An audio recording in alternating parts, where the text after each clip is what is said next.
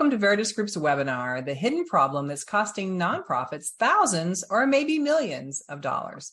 I'm Karen Kendrick, Senior Director of Learning, and I'll be working behind the scenes as Jeff shares more about this topic with you today. Before we get started, I want to make sure you know how to use this webinar system. Because a number of you with us today, we aren't able to take your questions out loud. So be kind to me and pop all those questions in that Q&A box. And then use the chat box for commentary and talking to each other as well. That will help me keep track of your questions. And I'll be working behind the scenes and bringing questions to Jeff throughout.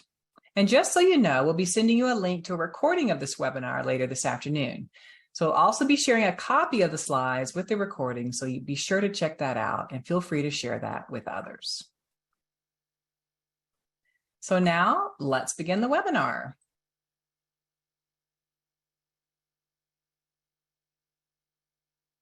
All right. Am I on? I guess so. On. I know usually it has a little introduction before. I know. I was like, and okay. Usually I say that all again. Welcome, everyone. Great to have you with us. I did notice in the chat box, there's some people out in Las Vegas area. Oh my gosh. I am not going to complain about the heat and humidity here in Philadelphia because you got it. I heard like 119, 120. It's terrible. Hopefully you got a good air conditioner and plenty of power there with you.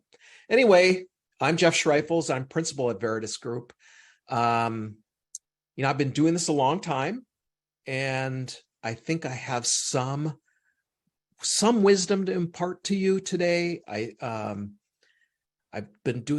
worked on the direct response side to working at a nonprofit as a development director, and now on major gifts. So I've had experience in the whole pipeline all the way up to major gifts and beyond. So I hope to be able to inspire you today and give you some ideas on how to look at your own file. Here's some of the objectives for the day. We're going to discuss some of the significant problems that I feel the nonprofit sector has lost their way. And then we're going to understand the areas that you can focus on with your data and how to begin assessing your own data file and identify any other issues that are impacting your organization. And then learn about some tools that you can use to catch some of those red flags within your own donor file. A little bit about Veritus Group, if you don't know. First, we're passionately donor-centered and grounded in a data-driven approach to mid, major, and planned giving. And if I went into all the history of that, the reason why we're so data-driven and we're so process and structure-oriented is because both Richard and I come from the direct response discipline. And we worked many years in that discipline, which is why we fell in love with data and how data tells us a story about what is happening with your donors. So we've worked with hundreds of organizations, thousands of Veritus Group Academy participants. We've analyzed millions of records. And over the last, since 2009, so almost 14 years, basically, we have learned a few things about how to grow mid, major, and planned giving programs. And so I want to impart some of that information onto you today. Here's some of the clients we've worked with. You can see that they're quite eclectic, and we have fun with our clients, and we get great results with our clients. Today, we have over 90 consulting clients, and again, thousands of course participants who've taken our courses. Okay, let's get into this. So I really believe we've lost our way in the nonprofit sector. Here's some big problems. Many mid, major, and planned giving programs are what I would say are rudderless, and they're in need of real leadership. Nonprofits are struggling with record donor value attrition, and I'll talk about what that means. Fundraising talent is turning over at extremely high rates. there's a lack of understanding around mid, major, and planned giving programs with nonprofit leadership. And we've, as a sector, have lost our way and have forgotten our missions. It's not just what we do every day that's changing the world, but it's also our donors. That they are part of our mission. As soon as a nonprofit asks someone to help you, to help the organization with a donation, we now have an obligation to that donor to bring them into the mission and help them do what they want to do, and that is to help change the world. And so I really believe as a nonprofit sector, we've lost that. Okay, let's hone in on this attrition thing. All of us have heard of donor attrition, when donor comes in and the next year they stop giving, so they go away. That's donor attrition. Donor value attrition, though, is something different.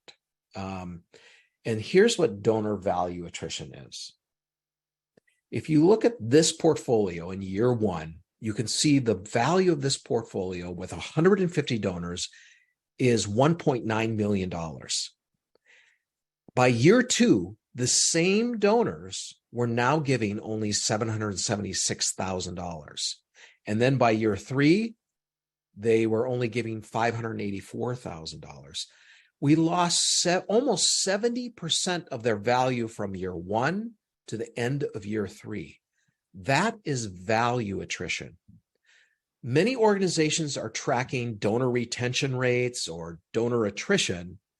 What they're not doing is tracking donor value attrition. And here's what I mean. Look at view one. This is how most nonprofits look at the strength of their mid or major gift programs. And in this case, we're looking at donors who given $1,000 cumulative in year one, and then all the donors in year two. So in this overall view, you can see that they grew by 21% in 1 year. So most nonprofit leaders would say, hey, this is great growth. We grew our major gift program by 21%. I'm feeling really good about that. And rightly so, you should feel good about that. But what we want to do at Veritus is peel the onion back a little bit. We want to look at those donors that gave in year one. What did those same donors give in year two? Well, you can see that those same donors in year two dropped their giving off from 2.5 million to 1.3 million, or we lost 49% of their value in just 1 year. Now, the organization didn't even know this because new donors came in, $1.8 million worth of new donors giving 1,000 plus, and masked the behavior of the donors from year one to year two. So while they grew by 21%, that cohort in year one, those same donors in year two lost 49% of their value. And this is something that is going on in all donor files, and most nonprofit leaders and managers don't even know this is happening. And so this is what we want to uncover. Here was an organization we did an assessment for. You can see from year one to year three, they grew by 16.71%. So almost 17% over that 3 years. Not bad growth, okay?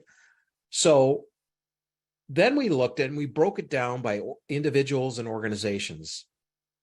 And then if you look at individuals, we broke it down by year 1, 2, and 3. Year one, those donors that hit 1,000 plus cum in that year, 10.5 million, those same donors by year 3 were given 7,521,000, or we lost about 29% of their value from year 1 to year 3. Then you look at the individual class year in year 2. These are new donors that hit the 1,000 cum. That was 3.1 million. The next year, they dropped off by 44%, only giving 1.7. And then you can see what same kind of thing going on with organizations. When you put it all together, this organization lost 9.1 million to value attrition. Now, when we presented this, this blew the CEO away because they were looking at this figure. They grew overall by 17% over that 3-year period. So while they grew that 17%, they also lost 9.1 million to value attrition. Now, there's always going to be some attrition, but the CEO asked the question, and rightly so, said, what if we were able to cut that value attrition just in half? That's another $4.5 million for programs that we could have realized had we done a better job of cultivating and stewarding and servicing our donor. Here's another thing that we found in this file. A lot of donors who are giving every year, very loyal donors, so like 2,000 every year, or in this also 25,000 every year. But again, they were giving the same gift year over year over year. And it was clear after some digging into the reason why is that they weren't asking for any more. They were just expecting, that's what that donor gives. They give 2,000 every year. We'd never ask for more, or we just ask them to renew their gift. And we don't know who those donors are because we've not actually gotten to know them. We don't know their passions and interests. And so we get similar giving every year, year over year. So not only did this organization have a problem with value attrition, but they also had a ton of loyal donors who no one ever challenged to do more. So that's an opportunity. Now, quite simply, how do we lose donors and value over time? Well, let's focus on the orange squares here. This is what the donor is saying to you. Hey, you made me aware of a problem and you asked me to help and said it would make a difference. And I believed you and I gave what I could. Now, this is a key moment here. Either you told the donor they made a difference, or like most organizations, you didn't tell me how my gift made a difference, and therefore I'm going somewhere else to make a difference.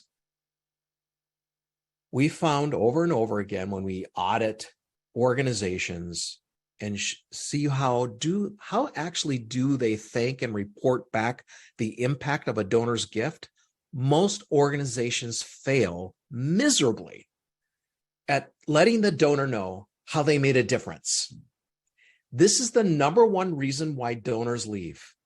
They either leave altogether or they give less because they didn't know how their gift made a difference. When you do a great job of telling them how their gift made a difference, they will want to help again.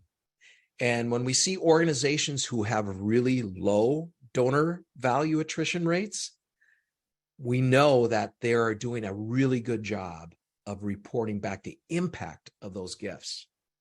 So here are some things to keep an eye on. If you're really serious about keeping your donors, which I know you are, and keeping their value and increasing their value, here's what you need to look at. The number of donors who give the same gift amount annually.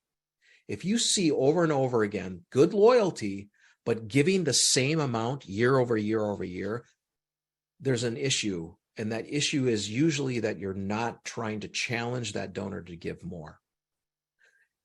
Are you tracking those issues with the new money? So in other words, are you just looking at bottom line revenue? Are you looking at how much new revenue is coming in and what percentage of that new revenue is making up the full total difference?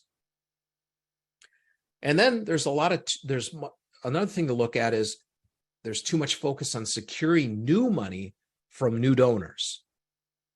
So many organizations are always keyed in on looking for that new donor who's, that new multimillionaire who's not even a donor yet. And we just know if we could inspire them, they would give a bunch of money. And so they put a lot of time, resources towards trying to find new donors. Then they forget they actually have donors that already love them, and we need to help care, steward, and cultivate those donors first before we go outside of where we are. And then having the right systems that don't support report on impact.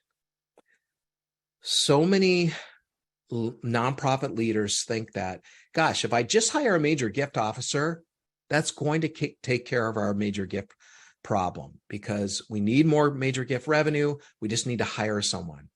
That's the furthest thing you could think. You need to support that major gift officer with all the systems to report back the impact of those gifts. And that takes resources. It takes collaboration with program, finance, and executive team to be able to do that. So it's not just about hiring someone to come in and all of a sudden bring in a bunch of money. You also have systems that support that major gift officer. So I want to talk about a healthy nonprofit pipeline here. This is the way we all need to look at it. If you're a donor and that arrow, and the donor is the arrow, you want to make it as easy as possible for a donor to make that first gift to you all the way up to making a planned or capital gift over the next several years of their life with you.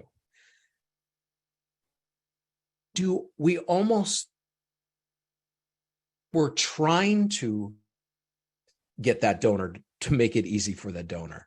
We almost do everything we can not to get that donor into the pipeline, and I'll explain. So if you don't have a mid-level program right now, that's a barrier for your donors to move up in that pipeline. That's number one. The other thing is internally, just how you're structured can be a barrier to helping the donor move up and give as freely as they want to your organization. So for example, a lot of organizations have memberships or members.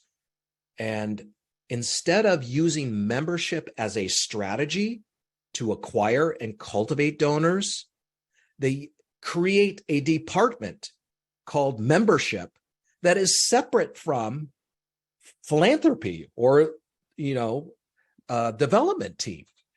And so you've got a membership department, and then you've got sometimes major gifts and planned gifts over here.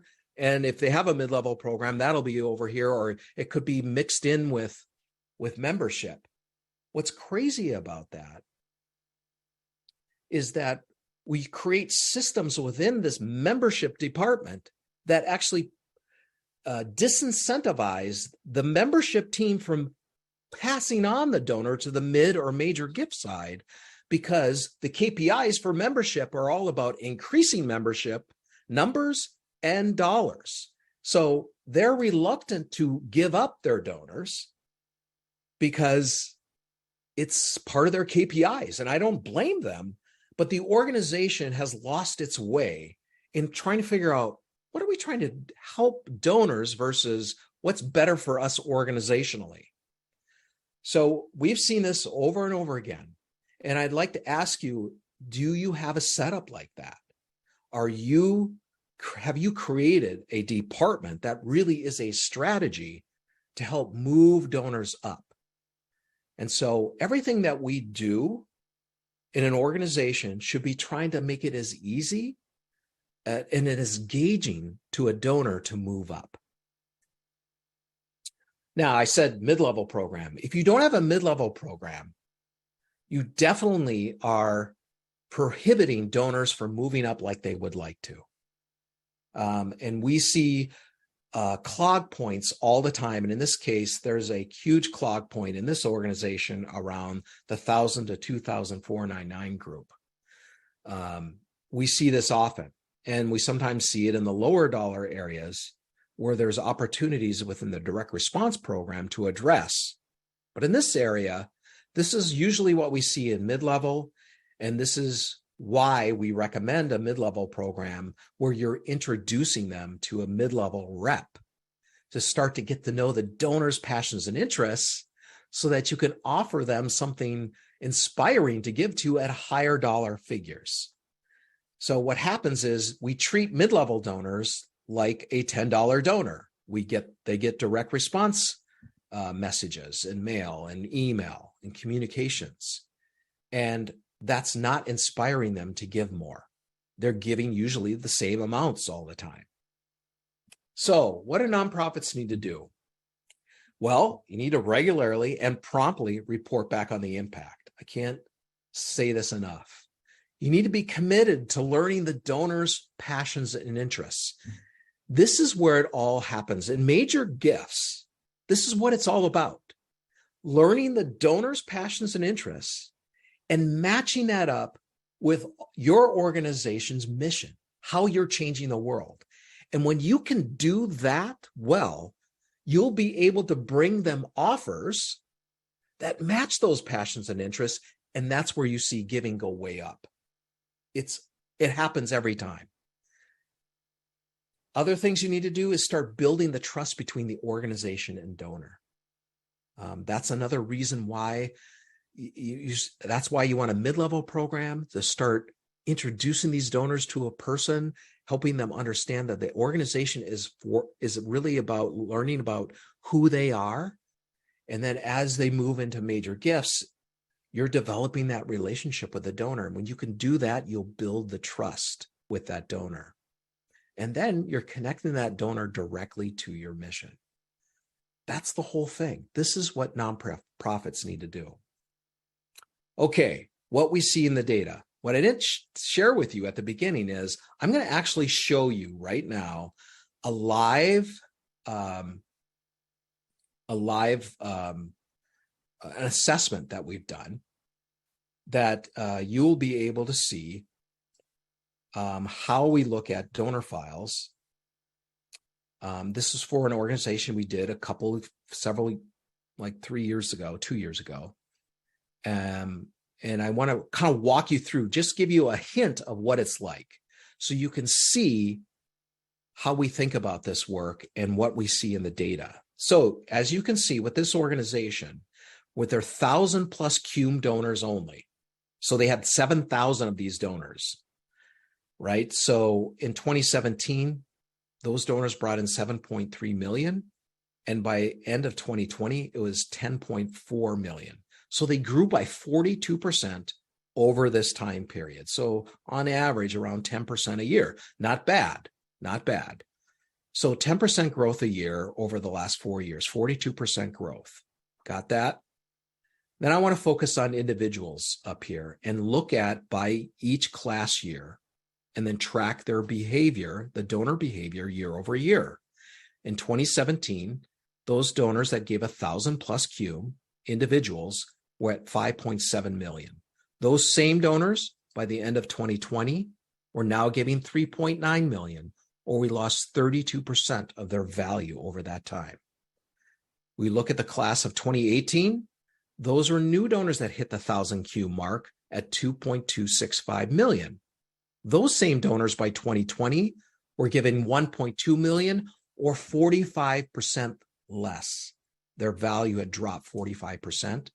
And then the class of 2019 here, 2.3 million. Those same donors the next year lost 38% of their value in just 1 year to 1.4.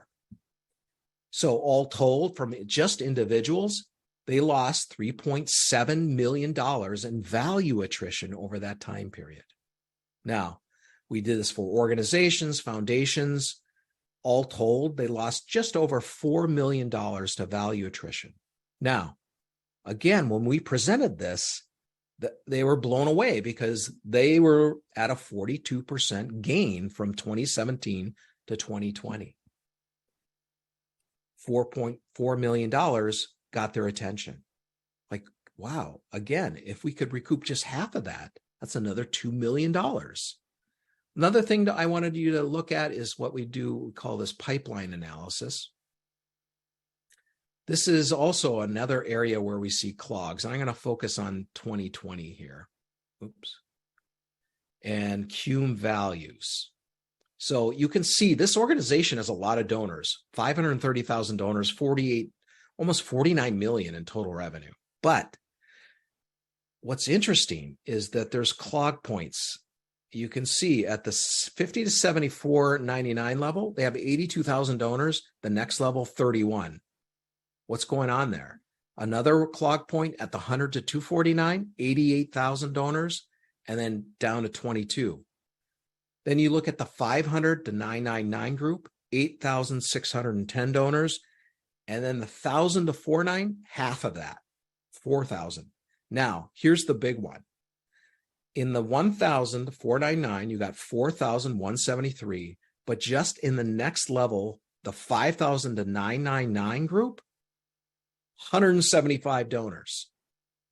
That is a huge clog here. Now, this organization, prior to us working with them, did not have a mid-level program. This convinced them that, yes, we definitely have to have a mid-level program, because you can see they were heavily direct response oriented and very little in the major gift area. So this was the way we were going to grow and build. But every organization has clog points. It's just a matter of where are they and at what levels and how many. And then finally, I want to show you this, and this is a revenue projection we do. So once we gather all the data, we see where they've been, we're able to look at what's their current state, how many major donors do they have, what's their revenue per donor, and be able to go, okay, in year one, you're at 1.1 million in revenue from just these donors. But over time, you're going to grow the number of donors from 150 to 250. But where you're really going to grow is growing the revenue per donor from 7,497 to 13,678. The reason they're going to grow, if they follow the Veritus way, is because they now have a very disciplined program, and they're going to be asking their donors for higher levels of gifts. And in fact, we believe that by the end of year 3, we have this line called transformational giving, because we know in working with organizations over time that by end of year 3, you're starting to see 6-figure gifts and sometimes 7-figure gifts. And so we believe this major gift program can grow from 1.12 million to 4.4 million in 5 years.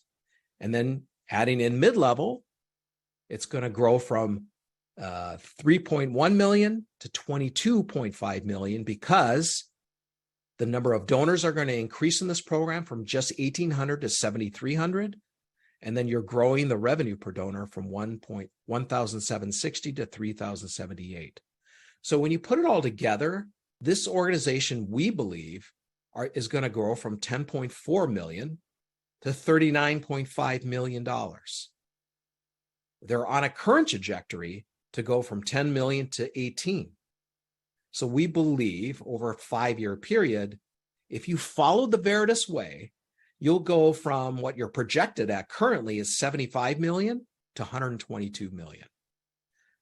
Now, this is obviously very intriguing to leaders, because, and usually what we hear is, I knew we had more capacity in our file, but I didn't realize if we actually had a real disciplined program, what we could realize.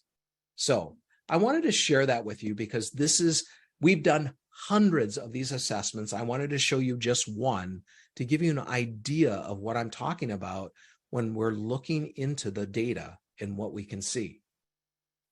Now let's go back to the PowerPoint. Okay. So the goal here is really to create a fundraising system and strategy that helps the donor give to their capacity. So whenever I'm speaking to an organization and I show that forecast and I say, okay, we're going to be able to, over 5 years, we should realize an added 46 million. If you follow the Veritus way, they're like, well, what is that? I say, I'm going to show you exactly how we're going to get there. And that is creating this system and structure and proper management of your major gift program so that you can actually reach those levels of revenue. Here's some things to ask yourself as you think about your own data. Are you looking at year-over-year growth of your existing donors? Are you accounting for the impact of new money on your overall net revenue? What is the rate of promotion from your mid-level program to major gifts? And are you evaluating your donor attrition and donor value attrition? These are all things to think about in how you're evaluating your program. Now, how to assess your donor pipeline. You can go into your database and select any donor who gave $1 or more in any one of the last 4 full calendar years and/or year to date. For each donor, export the following to the spreadsheet: your donor counts, cum giving totals, average gift amounts, and put the information in the giving ranges on this chart right here. This is that same chart I showed you. You want to know what, by cum level, how your donors are migrating through and up the donor pipeline. Now, a healthy mid, major, and planned giving programs happen when all the functions of donor acquisition and cultivation are fully functioning and effective. In other words, in that pipeline, you can't just have one part of the pipeline. You could be really great at acquisition and terrible at cultivating those donors through the pipeline, or you could be good at acquisition and cultivation, but terrible in mid and major gifts. Or you're great in major gifts, but you're not acquiring donors fast enough, so your major gift program eventually gets stuck because you're not bringing in new people over time. So what a healthy organization looks like is that everyone at the organization, one, sees the donor as a partner. They are part of your mission. Gift officers seek out and learn the donor's passions and interests authentically. The system has been created to allow the donor to reach their full potential. So your structure of how you're structured in development, is it such that that it's easy for that donor to move up that pipeline? And the organization and gift officers promptly report back on the impact of a donor's gift. Here's a comparative analysis between organization A and B. A, before we work with them, B, after we work with them. So attrition in organization A is at 59%, revenue per donor, 7,800, high staff turnover. They had no offers to present to donors, no clear plan or strategy. They only evaluated caseload value, the total caseload value of revenue only. And then they were chasing prospects and new money. And they spent about 3 to 4 months every year managing an event. When they started to work with us, we reduced that attrition down to 41%. The revenue per donor went up to 9,400. The staff stayed because they were appreciated and valued because we helped provide the right management for them. They had specific donor offers with price tags attached to them that they could match up with that donor's passions and interests. They had a 12-month communication plan for every donor. They had individual cash flow goals for every donor. And they were only working with qualified donors, meaning only donors that said, yes, I want a relationship with you. And the major gift team and the mid-level team were 100% focused on the caseload. That's a difference. So that live assessment, what stands out is you'll be able to see donor value attrition. You'll be able to see that donor pipeline, and you'll be able to look at by major gift officer what their performance is and get that 5-year revenue forecast. And this is important because you need to know what is happening with your current donor base. Where are there areas of opportunity for growth? And then what is possible if we did the cultivating and stewarding and care of our donors correctly? So we offer this assessment for free. And so why is it free? We do this for free because, one, we really believe that every organization should have the correct understanding of what is happening with their donor base. And two, of course, it allows us at Veritus to get in front of you to show you what is happening specifically in your file, and then talk about how we would help you make that 5-year revenue projection. Now, there's absolutely no obligation to work with us. I want to make that clear. But we want to be able to show you that in a presentation how your donor file is actually performing. In that free assessment, we just need a simple data poll. No identifying donor information is shared. We don't want to know the names of your donors. We just want to know their performance.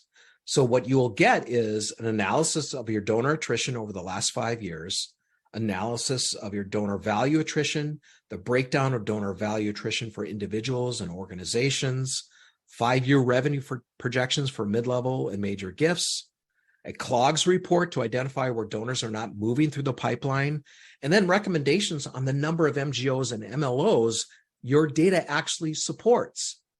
So people are like, I don't know how many people we should hire. The data actually will tell you how many people you can hire. So you can get your free donor file assessment. You'll be getting an email to be able to kind of link to that if you want to do that. I highly recommend that you do. Whether or not you work with us or not, that's not the point. The point is you will get information about your donors that you never saw before. And that's a guarantee because like I said, we've done so many of these. And every time an organization comes away with some really good information about their donor. So, Karen, do we have questions? And now would be a great time for that. We have a ton of great questions. And if you've got more bubbling, stick them in that Q&A box for me so I can keep track. And just a story I thought of when you were talking about retention of fundraisers, Jeff. Yeah. Just talked to a colleague who works in the university setting, and he's had all his folks go through our system and structure, and he's implemented it. And he has 100% retention of all his fundraisers. And they're doing so beautifully because they have that history with donors, where the university has 60% loss of retention of fundraisers. So, wow. Yes, it works for everyone, not just your donors. All right. First question from one of our favorite people, Karen Lamalva.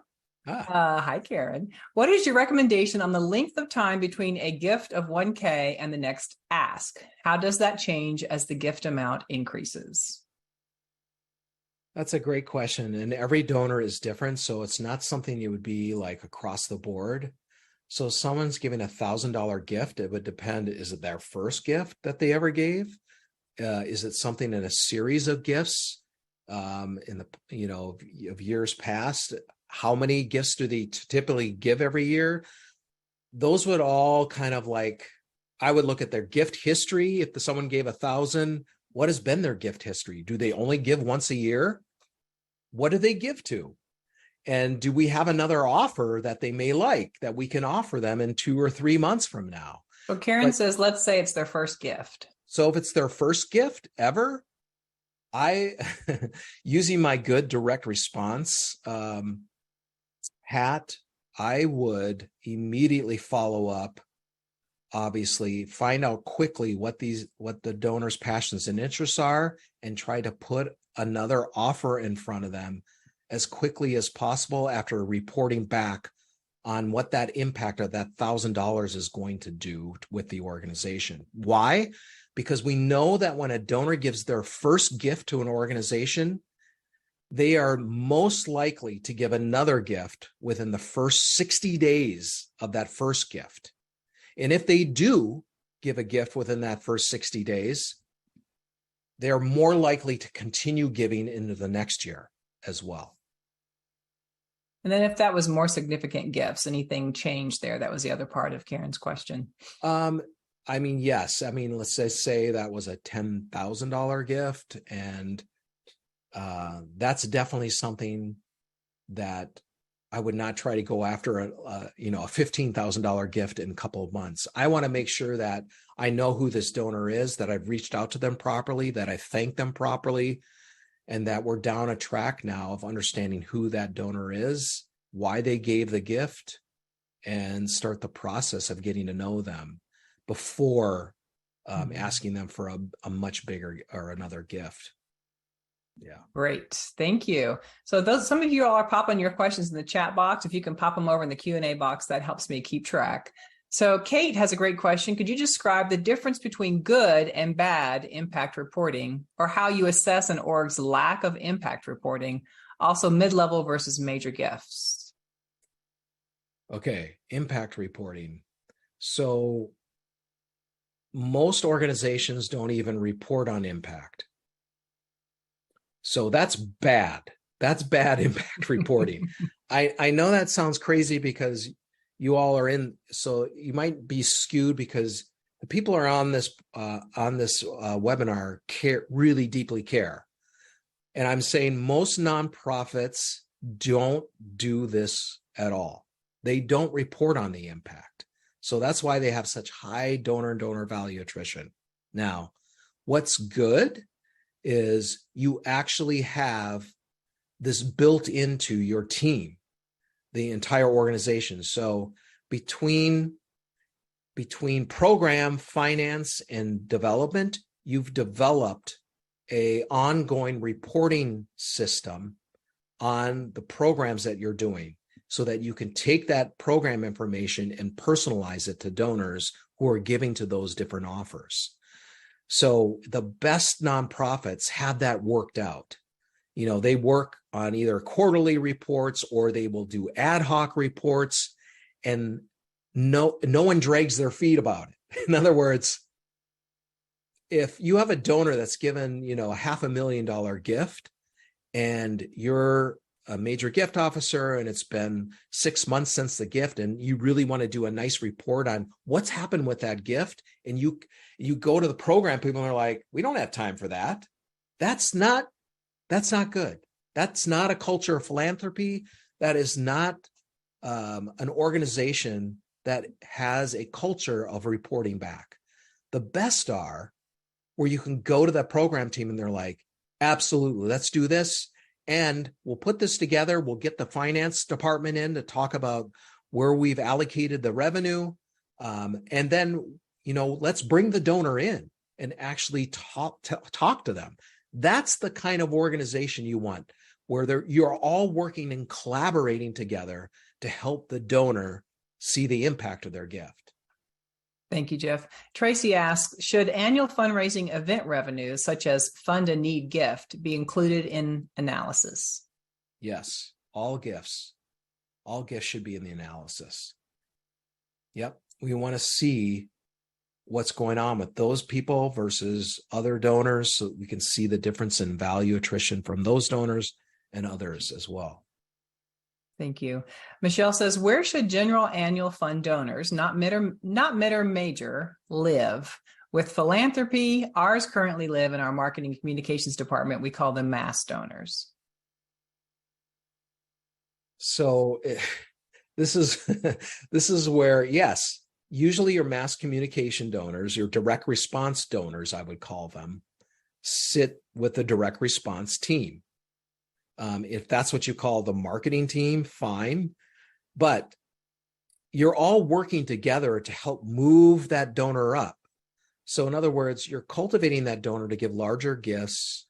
You're trying to find out what they're passionate about. You're giving them different offers and testing those offers and eventually moving them and hopefully out of or inclusive of mid-level and major gifts. In other words, mid-level team comes in when they start giving at a level that you deem as a mid-level gift, and their work overlays on top of the direct response work, because now they're starting to get to know the donor in a one-to-one way. And as they're moving up, they're wanting to move as many donors out of mid-level into major gifts. The key, though, is that you have a whole development team all in support of moving those donors up. Unfortunately, usually the direct response team have KPIs that actually prevent it. I think I said a lot about this at the beginning, prevent them from trying to move up or incentivizing them to move up. So in other words, I've had discussions with like membership, which is like the direct response team, saying they were reluctant to start to have mid-level be to start a mid-level program and kind of be out of membership because now they'll lose that revenue from those donors. I said, that is just the craziest thing. So you would rather keep, let's say it's 600 donors who are giving a total of $1 million. Okay.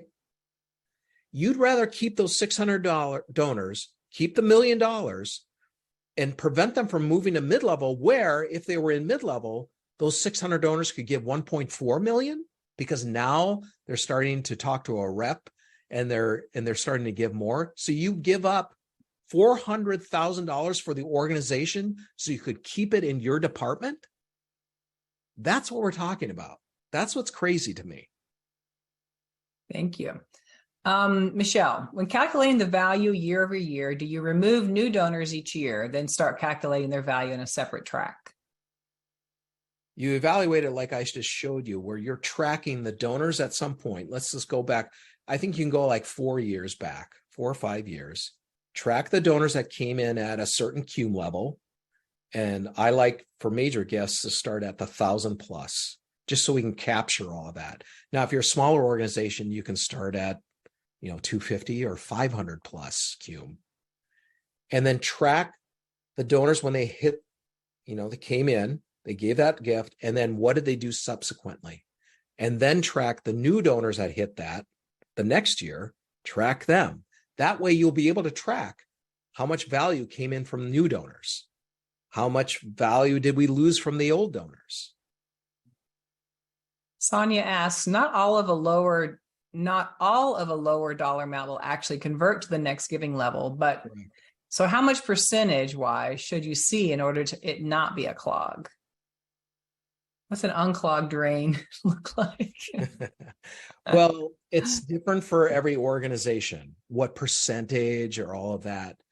The key is to be able to see it.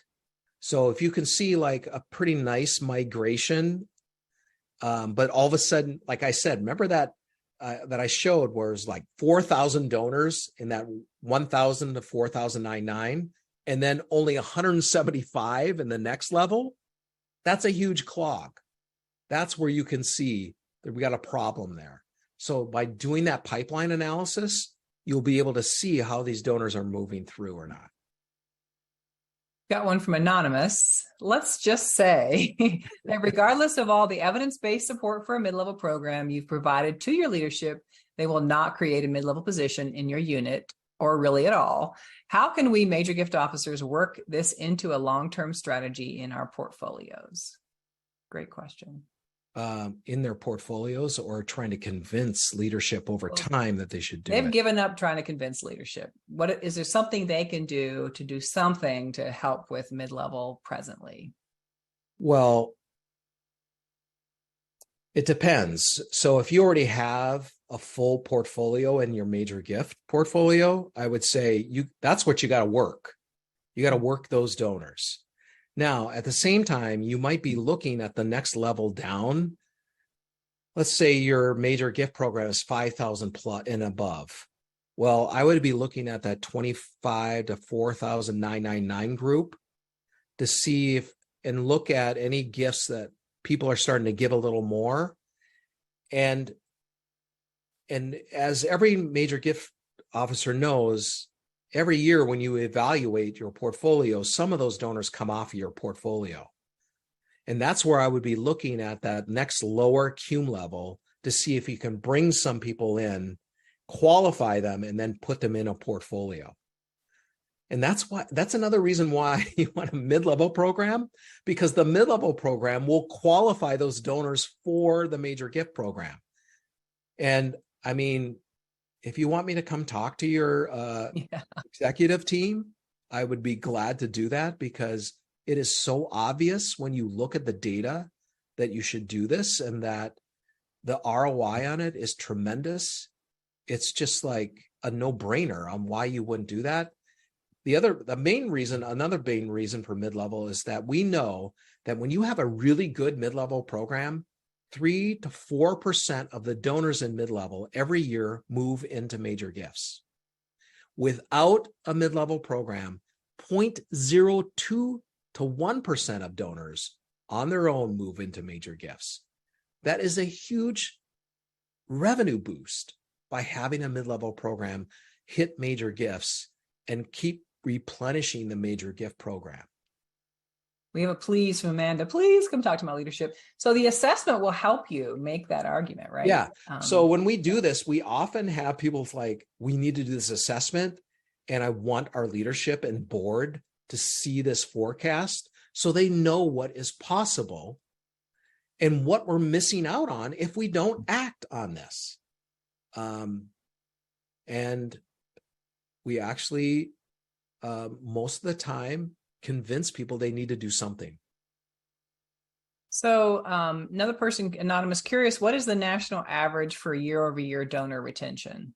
What's like a healthy, unhealthy versus healthy national average? Year-over-year donor retention is somewhere like, right now, the overall is like in the 40% range. But it's been going down year over. It used to be at 50%, and now it's somewhere around 41%. So it's gotten worse. Yeah. Okay. Let's see what else I can ask. We have some folks asking about how to go back to the pipeline piece and understand that process. I think that they can listen to the recording again, but you want to touch on that again really quickly, Jeff? Just help folks understand how to do that. Yeah, so here's how to assess your donor pipeline again. I'll keep this up here. Again, you'll get a recording of this so you can see it, and then you can stop it if you need to. But this is how you can do that pipeline analysis chart that looks like this. And this is what you'll want to know. This is where you'll see your clogs. You'll see how things are flowing, how your donors are flowing up, where there seems to be some trouble spots. But this is how you do it. And this is how you ask your database person or yourself to go in and get this information. Okay. Should we share budget information with donors? Well, I think what you should share is the budget for specific projects and programs that you're trying to accomplish in that year. So they want to know, well, how much does this cost? And you want to make sure that the entire cost of the program is part of that proposal. That's why you want to include the overhead costs into those programs, because it's going to take that overhead to actually execute the project or program. So I'm not saying you need to share the full entire budget of the organization on all its intricacies, but for the programs and projects you want them to fund, yes, absolutely.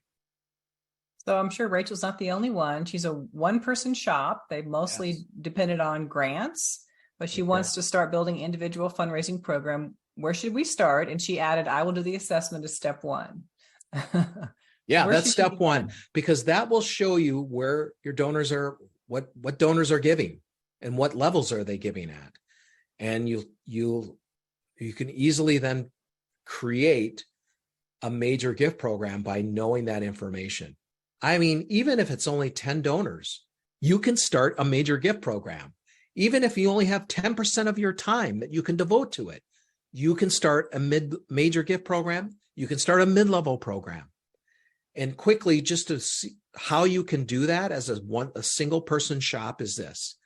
What percent of your time can you devote to this? So I'm just going to make it easy and say, you can devote 10% of your time to major gifts and 10% of your time to mid-level.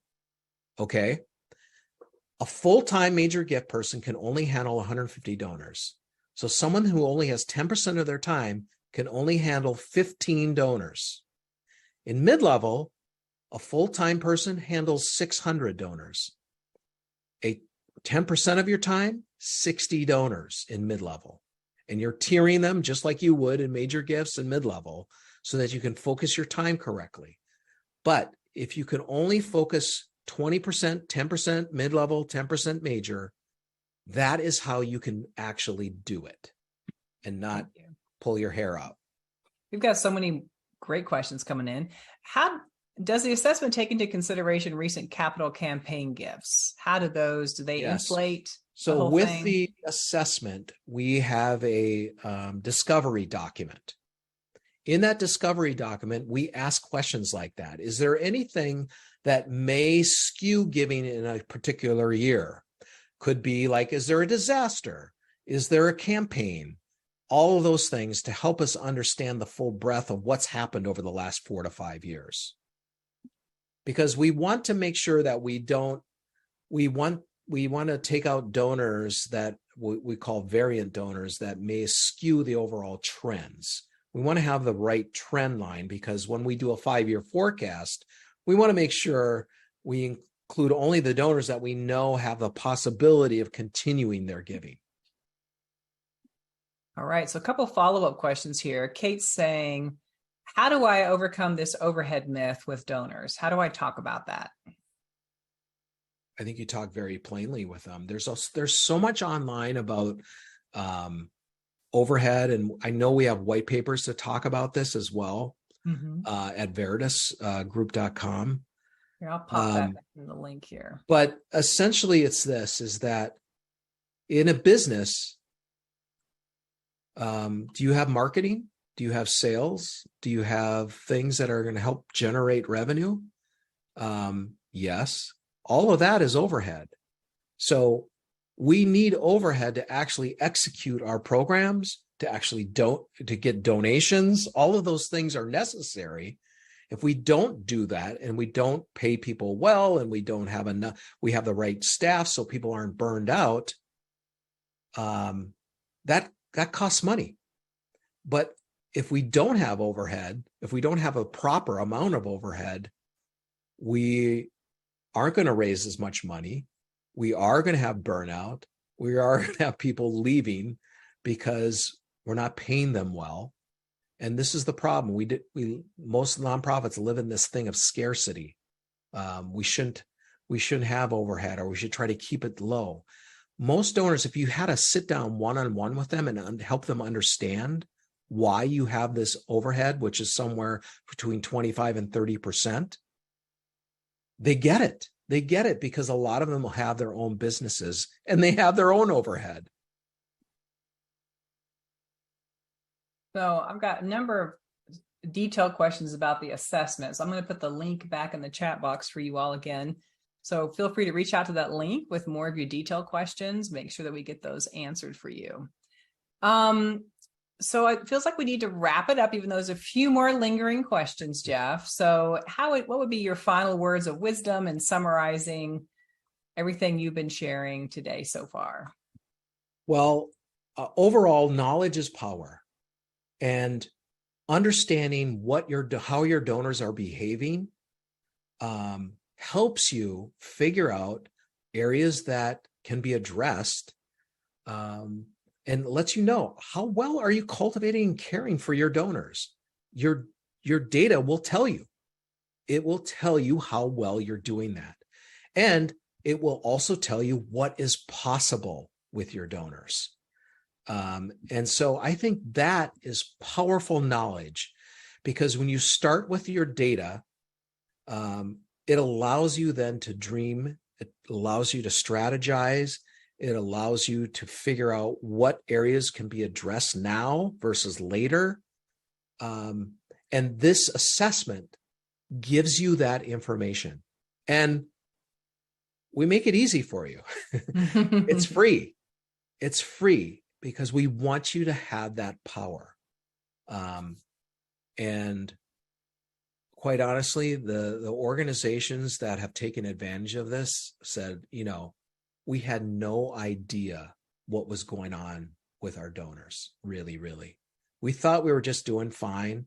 But when we really got into it, we realized we weren't doing that great of a job of actually cultivating these donors. And if we put in this strategy, that strategy, and this one, we could do a lot better job with retaining our donors and the value of our donors.